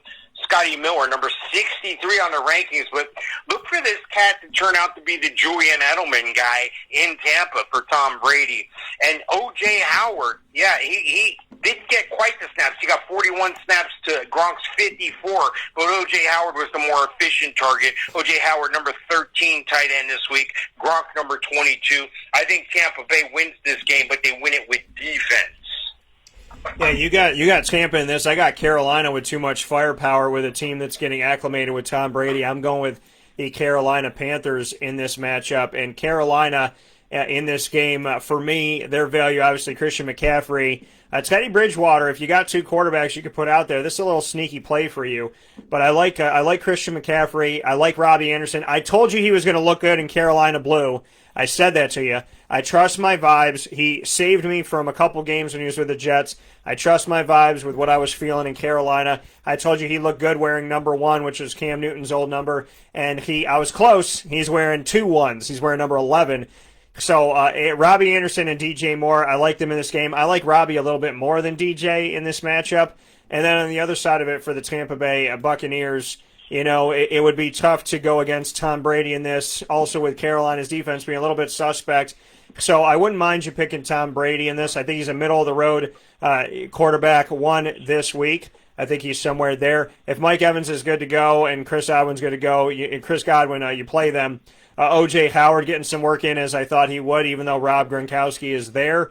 So all these guys are worth plays, but to me, I think Carolina's going to squeak out the victory.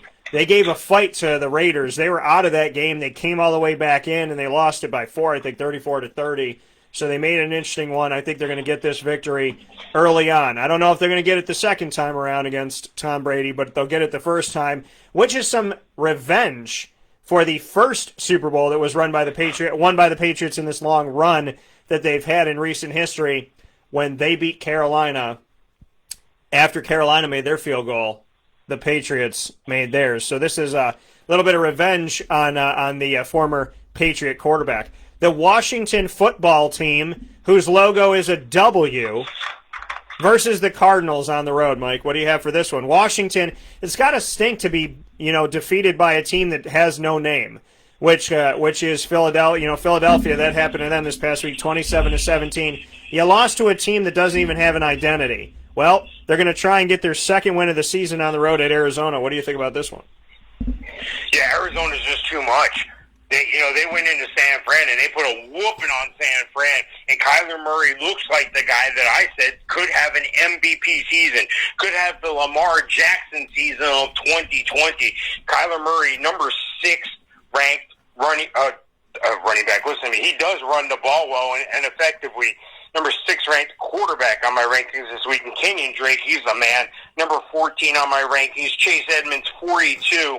DeAndre Hopkins turning out to be the formidable receiver there. Number 2 on the wide receiver rankings this week. Christian Kirk, a lot of people think he's the forgotten man there. Number 57, and Larry Fitzgerald, number 68. No tight ends to speak of, really. Dan Arnold, Max Williams, or Darrell Daniels. I would go with Kyler Murray, of course, and Kenyon Drake. And then when I'm looking on the other side of the ball for Washington, there's a bright spot there. Look, you're going to wind up needing a tight end to cover for you in your bye week. The up-and-coming guy that you're going to want is Logan Thomas. Logan Thomas had a nice week 1. This is the guy you're going to want to target. He's the number 14 tight end. So pretty soon, in a week or two, the secret's going to be out. So you might want to get on some of that secret sauce now. Dwayne Haskins, number 30 quarterback. Antonio Gibson, number 28 running back. Peyton Barber looks like the guy to have, but I'm not sure he's the guy to have this week. Bryce Love didn't even dress. J.D. McKissic's a wreck. Terry McLaurin's the one bright spot. He's the guy that, before you know it, he's catching a deep ball for 40 or 50 yards. He's a wide receiver 3 this week for me. I just don't see any value outside of Logan Thomas on the Washington side. That being said, I think Washington is going to come into Arizona and not know the tag number of the truck that's going to hit him in the offensive power that's Arizona. Yeah, I have Arizona winning this game as well. I also picked Arizona to go on the road and beat San Francisco in Week 1. So shout out to them for taking care of business. I had the belief, and they came through. DeAndre Hopkins, you look at his numbers, you would have thought he was still a Texan. So shout out to the offense in Arizona and getting acclimated with one another, and Kyler Murray targeting DeAndre Hopkins and it working. So very early on in Week 1, too. I don't see a lot of value in Washington unless you go Antonio Gibson as a flex type or Peyton Barber as a flex, but I'm not really sold on Peyton Barber. The value for me is with Kyler Murray. It's with Kenyon Drake. It's with a flex Chase Edmonds. It's with DeAndre Hopkins, low-end Christian Kirk. That's where I see the value. I have Arizona winning the game. Mike and I will go quickly here as we got just a few more games to go. Kansas City, Mike, at the Los Angeles Chargers in a divisional game. What do you have for this one? Yeah, KC is just too big of a juggernaut for the Chargers. They're if you look at Vegas, they're saying KC by 9 on the road, and on the road's always tough to play. But how can you not like any of these KC offensive players? How can you not like these cats? You like them because you drafted them high up in the draft. Patrick Mahomes, number 2 quarterback this week. Clyde Edwards-Helaire, the outstanding rookie, came right out of the box and proved he is the real deal. Number 12 running back on my rankings this week. Tyreek Hill, number 6 on the wide receiver rankings. This is a guy who's having a slow game. All of a sudden, he catches a 10-yard pass and then gets the yak for the touchdown. Can break one at any time. And same thing with Travis Kelce. Red zone threat, and he's a threat over the middle, and he's a threat on the outside. Number 1 tight end, Travis Kelce. I look over at the Chargers, and I'm like, wow, what can I play here? I could play Austin Eckler. I could play Hunter Henry. Austin Eckler's the number 7 running back. Hunter Henry's the number 6 tight end. Keenan Allen, number 20 on the receivers. And I'm looking at Mike Williams. Everybody was down on him. All the talking heads had the injury report wrong. He's the guy that could step up. He's the number 48 receiver this week because I think KC is just too good even on defense. Tyrod Taylor, number 21 quarterback. All the value is on KC's side, but I don't have to tell you that, and I'm taking KC in a laughable game. Yeah, I'm taking the Chiefs in this game as well. This is an easy one for Mike and I to pick for you. They're not all as easy as this one, but this one feels feels pretty easy to just go through here. Kansas City, like Mike said, Pat Mahomes, Clyde Edwards-Helaire, who had a fantastic debut for the team. Tyreek Hill, all worth the play. Travis Kelce, if he is good to go, he was limited, questionable with a knee injury. If he's good to go, you play him. Kansas City, overall, I mean, Sammy Watkins, another guy to look at, but they were spreading the ball out from him to Demarcus Robinson and McCole Hardman. So these are all flex guys right now, but Tyreek Hill, Travis Kelce, Clyde Edwards-Helaire, and Pat Mahomes. We shouldn't have to tell you, but it's our job to cover all these games, and we're going to tell you. The Chargers on the other side of it, Austin Eckler as a running back too, and Keenan Allen just quiet in this first game. So him and Hunter Henry, I would put them a little bit lower. Not that Keenan's not worth a play, but to me he's a low-end wide receiver 2 this week, and Hunter Henry is a tight end 2 for me this week. Mike, before we take our final step aside for a fast break on the broadcast, let's go to the last game here before the Sunday night and Monday night games, and that is the Ravens of Baltimore going on the road to the Houston Texans. Yeah, I like the Ravens. How can you not like the Ravens? Texans start the year 0-1. The Ravens coming into town. It doesn't get any easier for them on the schedule. Lamar Jackson is just a beast. He's the MVP of the league. He's the guy everybody's looking to, and he's the number 1 quarterback on my rankings this week. And he has the number 3 tight end on my rankings this week, Mark Andrews. Mark Andrews is just a beast among the tight ends. Mark Ingram, number 24 on the running back rankings, but it looked like J.K. Dobbins was outshining him. Looked like J.K. Dobbins is definitely the running back of the future there, although I have him ranked number 41 on the rankings this week. And Marquise Brown, a threat to drop one at any time, a threat to take one to the house from anywhere on the field, number 28 on the wide receiver rankings. Looking over at my Houston fantasy forecast here, Deshaun Watson, number 5 quarterback this week. David Johnson, number 16 running back. Looking at the wide receivers, Will Fuller, number 17. Brandon Cooks, a little bit slow out of the gates. I know he's been dinged up. Number 56 on the wide receiver rankings. And Jordan Akins, the guy from UCF, 30 on the tight end rankings. So maybe a desperation tight end play, but I don't know why you'd be in that situation week 2 here. Look, there's some value here on Houston. Of course, it's Watson, it's David Johnson, it's Fuller. And on Baltimore, it's the usual suspects as well. Lamar Jackson, Mark Andrews, Ingram, Dobbins, and Brown. Maybe a Snead if you're desperate, but you shouldn't be desperate at this time. I take Baltimore walking into Houston and slapping them around, coming out with an easy victory. Yeah, the Houston Texans are probably going to go, in my opinion, going to go down in history this year as playing the 2 teams that will face off in the AFC Championship game as their first 2 games of the season, playing the Chiefs and the Ravens. Lamar Jackson worth a play in this road game. Mark Ingram and J.K. Dobbins also. Marquise Hollywood Brown worth the play, and Mark Andrews, as well as looking at the Baltimore defense and special teams to maybe do some good things. I think this could be a higher scoring game. Could be in the 30s for both, but Baltimore's defense could create some opportunities for the offense. May not be a ton, so there's better matchups to obviously take, like the Bills' defense over the Dolphins. But plenty of value on Baltimore. On Houston, Deshaun Watson, David Johnson as a lower-end running back, 2. Will Fuller, the 5th. While he's healthy, you got to play him. God willing, he stays healthy this entire season, and that's where the value lies. And again, like I said before, both going with the Ravens here. So with that being stated, we're going to take our final step aside. When we come back, Mike and I will wrap up the fantasy football advice for Week 2 as we head into Sunday night's Patriots at Seahawks and Monday night's Saints at the Las Vegas Raiders that will open up their stadium for the first time ever. And that'll be coming up right after this fast break. We'll talk about those games where sports meets life.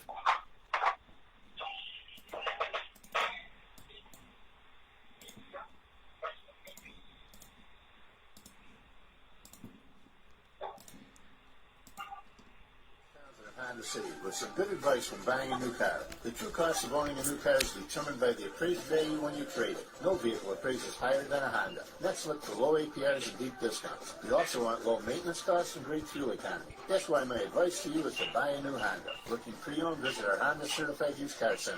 Honda City, 7140 Henry Clay Boulevard, Liverpool, or HondaCity-CNY.com.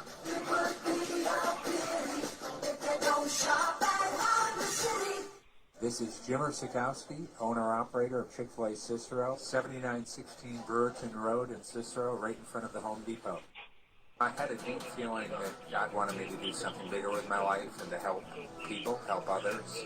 I kept putting Chick-fil-A in my life, and I realized as I was going through the franchise selection process that positively impacting the lives of others was really core to what we do here at Chick-fil-A. First of all, it starts with the food. The food is brought in fresh daily. We bring in local produce. We prepare to order in the kitchen. We hand bread our chicken. We hand spin our milkshakes. It's great food. It doesn't taste like fast food. I think the second thing is the way people feel when they come in a Chick-fil-A restaurant is different.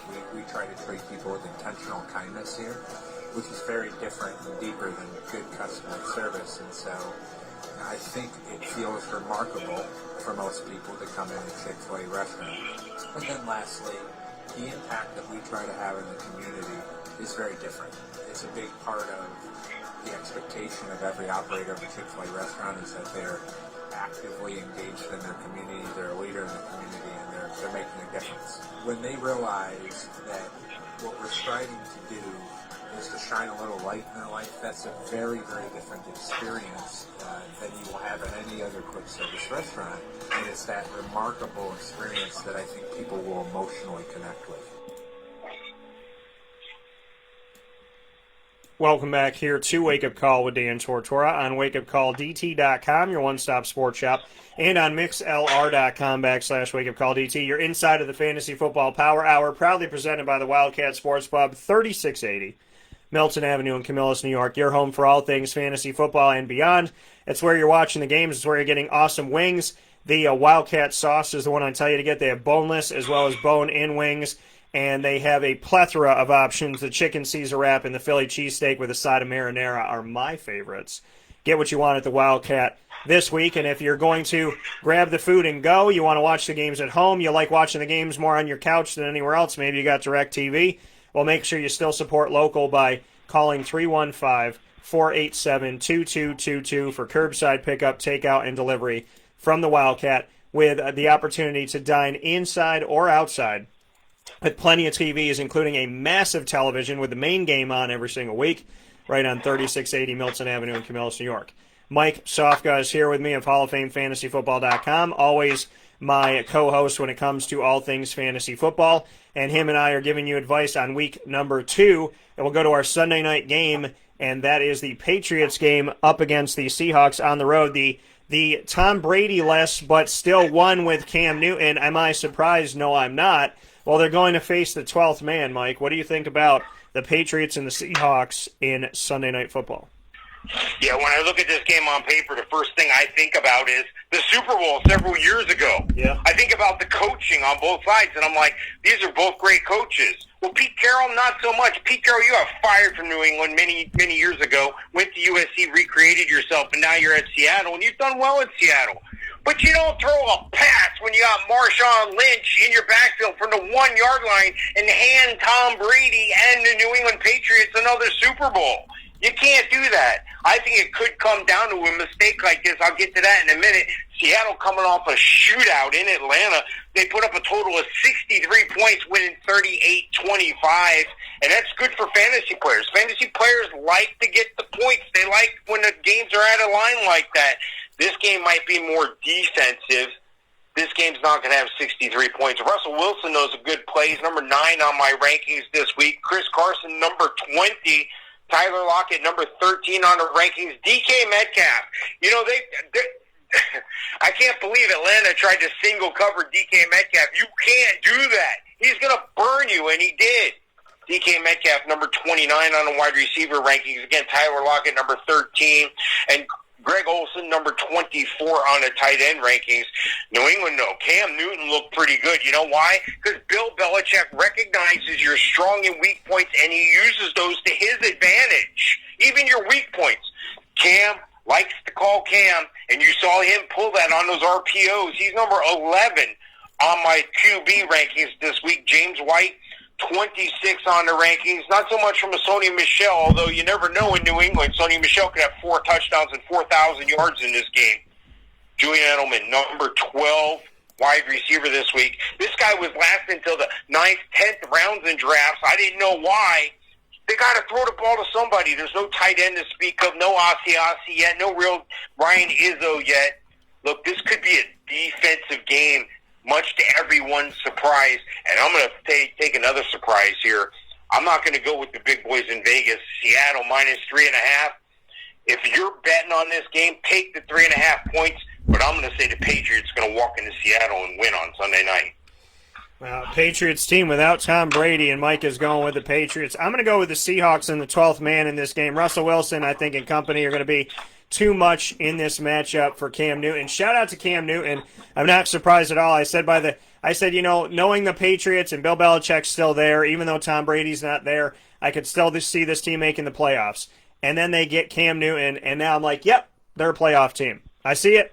That's just reality to me. This is a playoff team.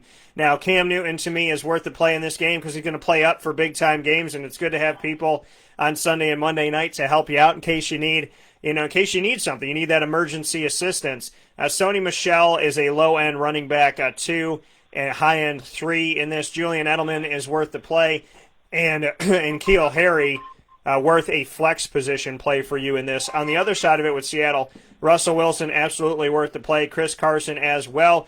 DK Metcalf, I like. Tyler Lockett, a low-end wide receiver, too. I'm not really sold on him. And in his debut, he got a touchdown. Greg Olsen debut with the Seahawks. I would look at him as a high-end tight end, too, if you're going to play 2 of them this week. And I'm going with the Seahawks. Mike, the final game that we have for week number 2 is the debut of the Raiders' new home in Vegas, that beautiful spaceship on the Strip. The Saints at the Raiders. What do you have for this? The Raiders got their first win as the Vegas Raiders when they outlasted Carolina on the road. Now they're at home against the Saints, who just came off a victory against Tom Brady and the Bucs. What do you have for this one? Yeah, well, the Saints were able to benefit from some turnovers by Tom Brady and even a pick 6. I don't think they're going to have that here. And you know what? You look at the Raiders here, and the Raiders come off a 64-point game where they only won by 4 points. Jacobs with 3 TDs. Jacobs is the man, and he's going to be the man that can lead you to fantasy victory this week just the same again. Number 6 on my running back rankings is Josh Jacobs. Darren Waller, number 4 on the tight end rankings. No real wide receivers to speak of here. Maybe a Henry Ruggs if he's healthy enough to play at 45 on the rankings. Derek Carr, number 28 out of 32. That's not real good, and that's why I'm leaning toward the Saints. The Saints led by Drew Brees, number 10 on my QB rankings. Alvin Kamara, number 4 on the running back rankings, with Latavius Murray, the red zone threat, at number 34. Jared Cook, number 2 tight end on the rankings, and Emmanuel Sanders, number 27. With no Michael Thomas, they're going to lean heavily on him. We're going to need to see some help, though. We're going to need to see a Traquan Smith. He's checking in at number 54 on my rankings. Look, I think the Saints are going to ruin the opener for Vegas in Vegas. The Raiders are going to take the loss here. Drew Brees normally doesn't play well on the road. I don't think he's going to have to play overly well with Alvin Kamara and company. I think the Saints are going to win on the road. Yeah, I got the Saints spoiling the debut for the Raiders. At least the Vegas Raiders were able to get a win in their first opportunity as the Vegas Raiders. They got the victory. I don't think they're going to get their first victory at home.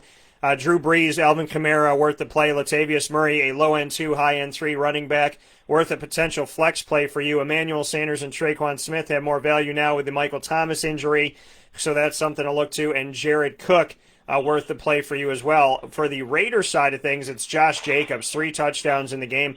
The man is fantastic. We asked the question a couple of years ago, will he be the first Alabama running back in a long time to make a splash in a big way and in a positive way in the NFL? Will he translate? And he has in a huge way. Henry Ruggs III, another guy to look to, and Hunter Renfrow, as well as Nelson Aguilar for some deeper sleepers in this game. Darren Waller, a potential threat for you, but I got him as a low-end 1, high-end 2 tight end playing the Saints this week. With all that being said, Mike and I have told you who we think will win each game. We've given you fantasy advice. If you need something more on your team specifically, you know where to go. Go to Winning Fantasy Football here on Facebook. That is Winning Fantasy Football. Type it into your Facebook search bar. Ask your questions there. You can also send your questions to Facebook at WakeUpCallDT, Twitter at CallDT, and Instagram at wakeupcall_DT, and you can go to halloffamefantasyfootball.com and get in touch with Mike there as well. Any final notes, Mr. Sofka? Yeah, please check out the weekly waiver wire video. I put it out on YouTube. I put it out on the site. You know, the waiver wire is already over for a lot of leagues. It's normally Wednesday. But there still might be a free agent that was left out on, waivers, made it through waivers. So please check those out. Check those out every week. Those things, those little things can help you. Half a win in your league is the draft. The other half is the league management, and I'm happy to help you do that for free at halloffamefantasyfootball.com. That coming here from Mike Sofka. Mike, as always, I appreciate you. We'll see you on Winning Fantasy Football's group, and I'll talk with you soon. Sounds great. Thanks, Dan. All right, that coming from Mike Sofka here as we get you set for Week 2 of Fantasy Football.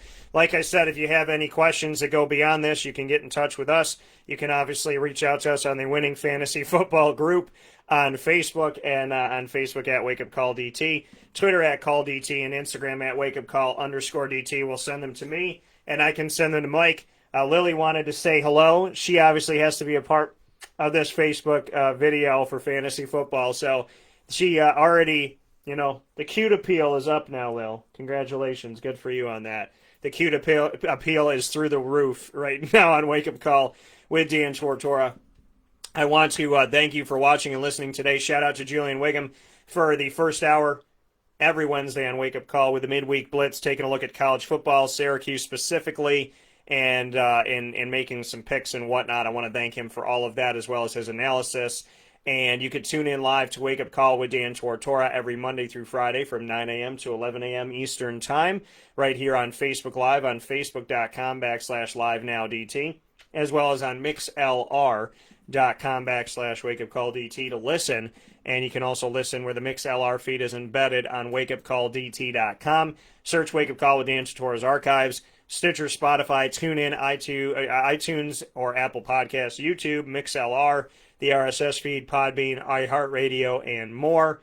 And a special thanks to all of our partners, Cafe Cubal, Carvel DeWitt, Wildcat Sports Pub, Honda City of Liverpool, Chick-fil-A, Cicero, Mon Pa's Kettle Corn and Popcorn Factory, Avicoli's, Canine Camp Dog Daycare, Trapper's Pizza Pub, Canine Campground Dog Boarding, Borio's Restaurant, and the Millhouse Market, and our beverages of choice right over my shoulder here, the Body Armor, as well as Reign and Monster Energy, and Coca-Cola.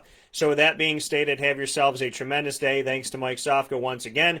If you need us, you got us. WakeUpCallDT.com has the Fantasy Football tab. Underneath that tab is the Fantasy Football Broadcast tab where you can get all of our broadcasts. So make sure you listen in, you ask your questions, and you can find all the videos on YouTube.com/WakeUpCallDT as well. And we have a little video that reminds you of all this information on our social media that I'll put up again on Twitter at CallDT, Instagram at WakeUpCall_DT, and on Facebook at WakeUpCallDT. Have a great day, folks. We'll talk with you very, very soon. God bless. No stress. Do your best.